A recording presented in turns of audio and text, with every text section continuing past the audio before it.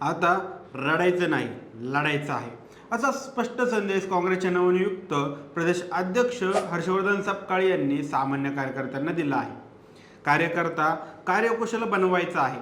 आपण पुढील काळात राज्यात काँग्रेसचे संघटन मजबूत करण्यावर भर देणार असून काँग्रेसचा विचार घराघरात पोहोचवणार आहोत.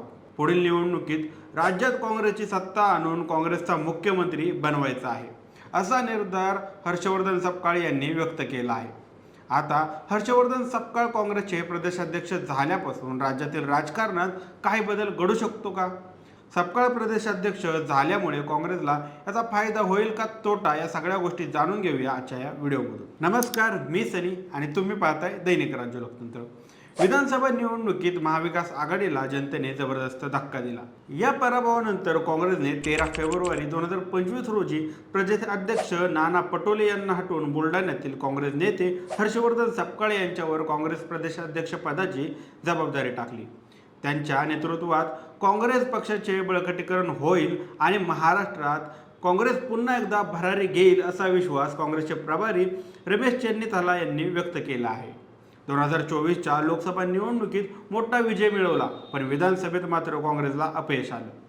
आता पुन्हा जोमाने काम करावे लागणार आहे. संख्याबळ महत्त्वाचे नाही, तर लढण्याची इच्छाशक्ती असावी लागते, अशी चर्चा काँग्रेसमध्ये रंगली आहे. बऱ्याच चर्चेनंतर काँग्रेसने अखेर महाराष्ट्र प्रदेश काँग्रेसला नवीन अध्यक्ष दिला. बुलढाणा जिल्ह्यातील माजी आमदार हर्षवर्धन सपकाळ यांची या पदावर नियुक्ती झाली. या नियुक्तीनंतर काँग्रेसमध्ये संमिश्र प्रतिक्रिया व्यक्त झाल्या. काँग्रेसचे ज्येष्ठ नेते पृथ्वीराज चव्हाण यांनी या नियुक्तीवर आश्चर्य व्यक्त केलं. पण काँग्रेसने पहिल्यांदाच एक नवीन प्रयोग करताना पहिल्यापासूनच निष्ठा असलेला आणि गाव पातळीपासून काम करीत वरच्या पातळीवर पोहोचलेला नेता या पदावर नेमला. काँग्रेसचा प्रदेशाध्यक्ष हा प्रस्थापित घराण्यांपैकीच एक असला पाहिजे, अथवा तो साखर सम्राट सहकार सम्राट असला पाहिजे, असा जो पूर्वीपासून चालत आलेला संकेत होता, त्याला आता सर्वश्रेष्ठींनी फाटा देऊन एका नव्या चेहऱ्याला संधी दिली आहे. या नियुक्तीमुळे काँग्रेस संघटनेतून जोरदार स्वागत व्हायला हवे होते, पण काँग्रेसमध्ये असं काही दिसून आलं नाही. काँग्रेसच्या सद्यस्थितीला काँग्रेसची मूलभूत धोरणेच कारणीभूत आहेत, असा आरोप नेहमीच केला जातो. काँग्रेस हा घराणेशाही जोपासणारा, स्थितीवादी आणि नेमस्त राजकारण करणारा पक्ष आहे. या पक्षाला चाकोरी बाहेरचे निर्णय लगेच मान्य होत नाहीत, अशी कारणे काँग्रेसच्या सद्यस्थितीबाबत दिली जातात. या पार्श्वभूमीवर काँग्रेस श्रेष्ठींनी हर्षवर्धन सपकाळ यांची नियुक्ती करून एक वेगळी वाट धरली आहे. त्यांचे अभिनंदन करायला पाहिजे. सपकाळ यांची नियुक्ती झाल्यानंतर काँग्रेसचा सर्वपरिचित असलेला आक्रमक नेता हवा होता, असं काही जणांचं म्हणणं होतं. या तुलनेत सपकाळ हे अगदीच नवखे आहेत, असे काहींचं म्हणणं होतं. पण सपकाळ हे तरुण वयापासूनच काँग्रेस संघटनेशी जोडले गेलेले आहेत.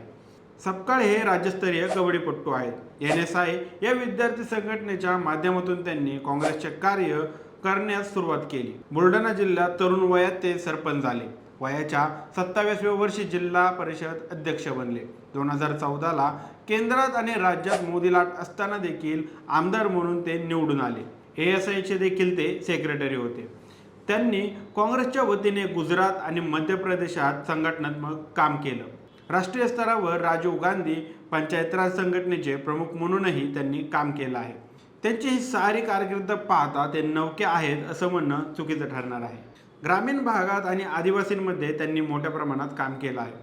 आचार्य विनोबा भावे यांच्या सर्वोदय चळवळीचे पहिल्यापासून काम करणारे ते कार्यकर्ते आहेत. चाकोरी बाहेरचा एक नवीन अध्यक्ष दिल्याने काँग्रेस संघटने नवचैतन्य निर्माण होईल, अशी अपेक्षा काँग्रेस कार्यकर्त्यांना आहे. प्रदेश अध्यक्षपदासाठी पृथ्वीराज चव्हाण, विश्वजित कदम, सतेज पाटील, अमित देशमुख यांच्याही नावाची चर्चा होती.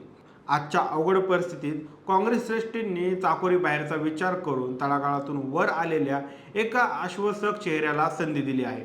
हर्षवर्धन सपकाळ या संधीचं सोनं करतील, अशी अपेक्षा काँग्रेस कार्यकर्त्यांना आहे. आता हर्षवर्धन सपकाळ काँग्रेसला तारणार की आणखी खोलात ढकलणार, तुम्हाला काय वाटतं? तुमची मते आणि प्रतिक्रिया आम्हाला कमेंट करून नक्की कळवा. आणि जर दैनिक राज्य लोकतंत्र चॅनलवर नवीन असाल तर चॅनलला नक्की सबस्क्राईब करा. धन्यवाद.